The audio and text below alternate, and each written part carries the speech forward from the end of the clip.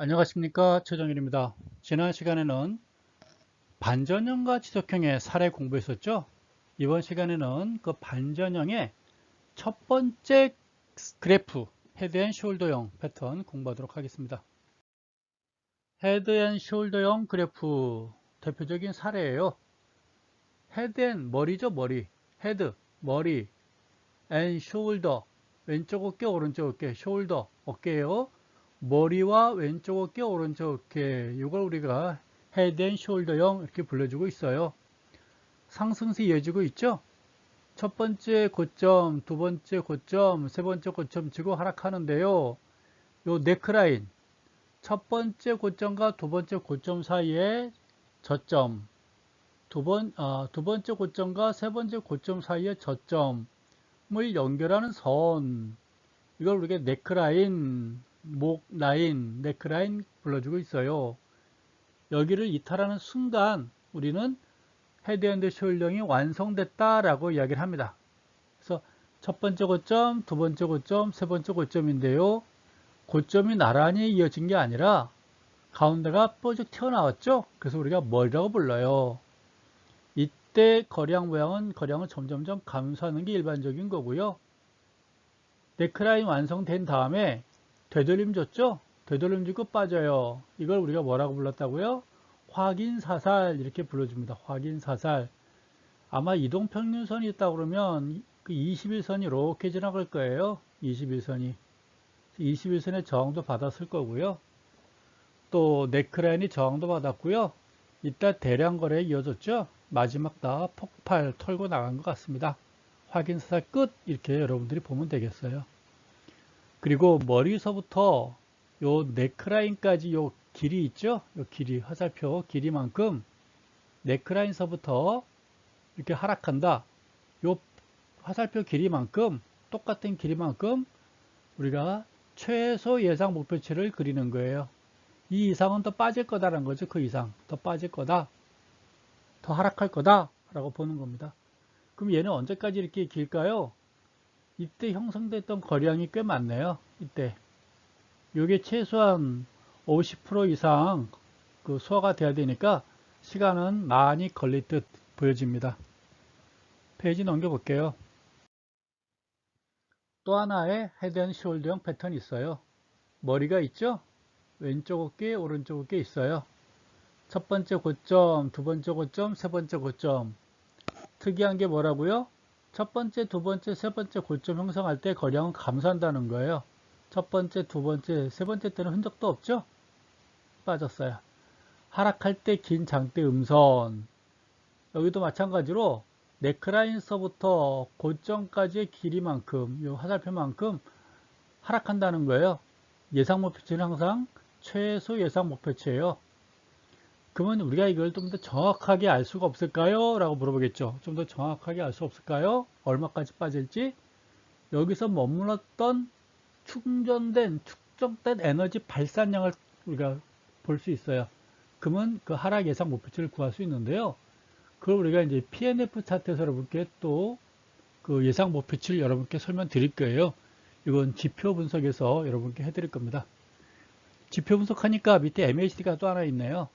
첫 번째 고점, 두 번째 고점, 세 번째 고점 형성할 때 MAC도 고점, 첫 번째, 두 번째 내려갔죠? 세 번째 때는 흔적도 없어요. 여기서 이미 매도 신호가 나온 것 같으네요. 거량도 감소하고 있고 하염없이 빠지고 있죠? 최소한 이때는 팔아줘야 되겠죠. 여기 영선을 깨고 내려가잖아요. 이 정도였으면 우리가 팔아줬어야 되겠죠. 그때 가면 이 정도쯤인 것 같아요. 여기까지 쭉 보시고요. 또 다음 페이지 볼 거 많으니까 지나가도록 하겠습니다. 이번엔 역헤드 앤 숄더형이에요. 하락에서 상승으로 반전되는 패턴들이겠죠? 첫 번째 저점, 두 번째 저점, 세 번째 저점이에요. 머리고요. 왼쪽 어깨, 오른쪽 어깨예요.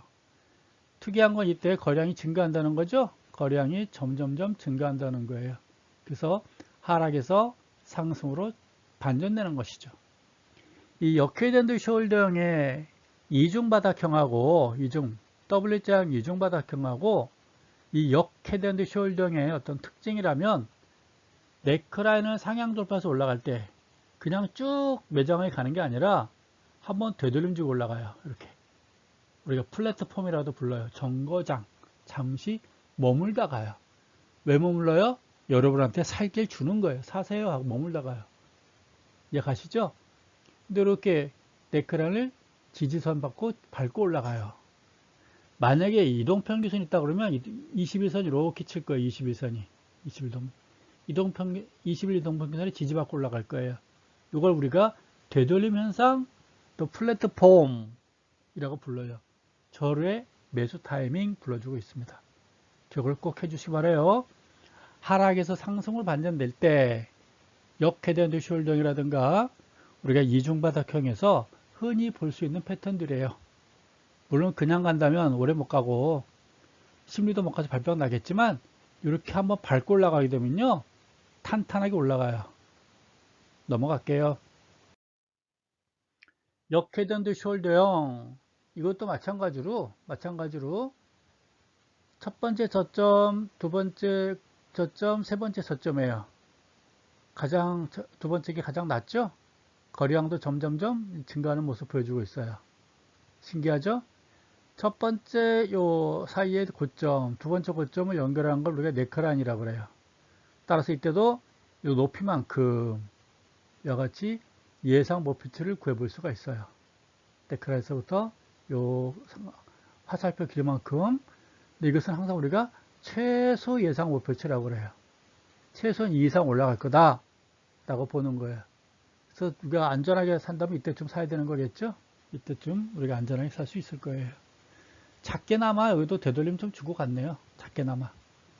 거래량도 증가해주고 있고요. 이게 이제 역헤드앤 숄더형 패턴 여러분들이 보시면 되겠습니다. 가장 대표적인 패턴들이에요. 역헤드앤 숄더형 패턴들이. 복합 헤드앤 숄더 패턴들이네요. 자세히 보니까요.